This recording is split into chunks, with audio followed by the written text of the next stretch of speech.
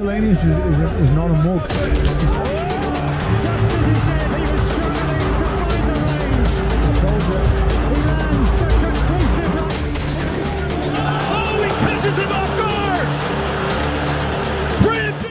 In boxing, the heavyweight division was seen as the royal weight class from the beginning of time. Numerous great rivalries are a testament to that. Ali Frazier, Louis Marciano, Tyson Holyfield. On March 8th, we are about to see a no less intriguing clash between Francis Ngannou and Anthony Joshua. Not many people could imagine that a UFC fighter would be able to compete against the best heavyweights of the world. But the Predator proved that everything is possible. Take a seat, dear friends, and get ready for a countdown for the fight between Ngannou and Joshua. Please don't forget about the likes, comments with 4 words, and subscribe to the channel. Here we go! As always, let's rewind the clock a little bit and talk about how we got to this fight. First, we'll talk about Joshua and show our respect to an experienced representative of the royal sport. All of us know about the Brit's amazing amateur career. Olympic gold medal in London, world champion silver medal in Baku. This is just a fraction of Anthony's accomplishments in amateurs. In the quarterfinals, the Brit beat a current prospect from China, Hilight Zhang. On July 24th of 2013, Anthony signed the contract with a famous promoter, Eddie Hearn. For the first 6 fights, Joshua was knocking out no-names, one after another. And he's gone. Out of there, I think Howard Foster's getting ready to step in here because nobody wants to see Butler get hurt. Body shots coming in, he's all over the place here. And that's it. Some tricks for a rookie. What is keeping Leo up? He is getting tattooed here, and he has to go. In November of 2014, Anthony performed on his first pay-per-view card against Michael Scott. Thanks to his skills, the Brit finished the fight in the first round in a convincing fashion. Past his best now, comes through and he's wobbled, he's shaken by that, and Joshua straight on him, and Sprott's in big trouble here. Joshua just teeing off, says that will do it right there. A great career start allowed him to face Kevin Johnson. As the fight began, Joshua did not wait for too long and knocked Johnson down for the second time in his career. Joshua going to work once again and nails it! Johnson got up and collapsed under the barrage of strikes for the second time in the last second of the first round. The referee let Kevin continue, but in vain, because a minute and a half later, Josh Lewis stopped this beating. It's stopped, it's over, done, inside 2 rounds. Kingpin just got bowled over, and the biggest smile in the place. After this amazing performance, Joshua took the number 2 spot in the WBC rankings. The fight between an undefeated Anthony Joshua and a former kickboxing champion of Europe, Dillian Whyte, took place on December 12th of 2015 in London. It was a rematch because the athletes already faced each other on the amateur scene, and back then, Dillian took the victory. Z tymi ciosami przestawia Dilliana Whyte'a. No, ale przed momentem bardzo... Nie wiem, czy pchnięty sędzia? Proszę zobaczyć, co się dzieje. W tym momencie Jonathan Banks, który rzucił się na Dilliana Whyte'a. I kolejny prawy, to już są potężne. Oj, teraz wyrzucony prawym podbródkowym.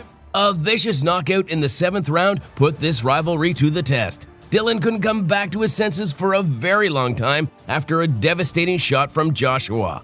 On April 9th of 2016 in London, Joshua faced an American IBF champion of the world, Charles Martin. Martin picked Joshua for his title defense, but as the fight showed, it was a big mistake. In the beginning of the 2nd round, Joshua dropped the champion with a right cross. Right, look for the left. Got it! Right hand on the floor. Martin looks into his corner as if to say, what on earth was that? Martin got up on count 9. Joshua went for the finish and slayed the American with a barrage of punches. The ref stopped this outclass from the Brit, and Joshua became the new IBF heavyweight champion of the world. I mean, Tyson Fury did a great job winning against Vladimir Quelque. It was an absolutely awful fight, and I'm not sure how good the second one will be. But when you watch him fight, you get value for money. Anthony Joshua clashed with a former world champion Vladimir Klitschko on April 29th of 2017 at a Wembley Stadium in London. The IBF title was on the line. The fans' opinions split. Some thought that a young and hungry Joshua would simply run through the veteran, while others argued that it's too early to write off an experienced Ukrainian. To many people's surprise, the veteran showed a competitive fight. Vladimir was landing many punches, imposing his fighting rhythm, and even managed to knock the Brit down. Landing that one again. But here it comes, it's right hand from Vladimir Klitschko, and Joshua is down now. The count's at 5. Will he make it up? It was a heavier fall than Klitschko's. But youth ultimately prevailed, and Anthony Joshua dispatched Vladimir Klitschko in 11th round. By the time of the stoppage, Joshua was ahead on 2 of the 3 judges' scorecards. After this fight, Vladimir Klitschko retired from the sport of boxing. The clash was recognized as the fight of the year by many credible media outlets. Is somehow trying to survive, but Anthony Joshua topples him again. He's a young man, and here he comes. This is great work from Joshua. What fitness, what heart from Klitschko, but the fight has been stopped. Lift off for AJ. A new chapter, a new era in this most glamorous division. In September of 2020, was stripped of his license. Anthony didn't want to withdraw from the fight and was ready to face anybody. Nobody wanted to take the fight against a dangerous Brit, except for Mexican Andy Ruiz. Nobody gave Ruiz a chance. However, the Mexican sensationally knocked Anthony down twice, after which the referee stopped the fight. Shaken and down another right hand cross. Oh, he's in all sorts of trouble. Joshua, and he's down. The second the bell's gonna come, and he's taken. The one who was knocking people out left and right got knocked out himself. This was the headline in the media after the fight. Never, I don't underestimate anyone. He's a decent puncher, decent fighter. It's his cut that knocked Overeem out cold. Even Francis himself was worried looking at how Overeem's head bounced off. After the fight, everybody wanted to see the Cameroonian dethrone the heavyweight king, Stipe Miocic. Now you will now be most likely receiving a shot at the heavyweight title. Give us your thoughts on a matchup between you and the heavyweight champion, Stipe Miocic. Yes, I'm ready for that. I'm ready than ever I was. The fight between Ngannou and Miocic took place on January 20th of 2018. Many fighters and experts thought that Francis was going to get the upper hand in this bout thanks to a powerful punch. Both fighters gave interviews to the ESPN and had a stare down. I really believe that for years. I underestimate my opponent, and I discovered some new part of this sport and that I ignored about it. After his first loss, Francis Ngannou took a break for 6 months and then faced Derek Lewis in July of 2018 at UFC 226. Many thought that the fight was going to be absolutely spectacular due to a knockout power of both athletes. But things turned out differently. In 3 rounds, fighters landed 31 strikes combined, 11 of which came from Francis. The fight happened to be so boring that the fans were booing fighters while the referee was warning them for fighting too cautiously.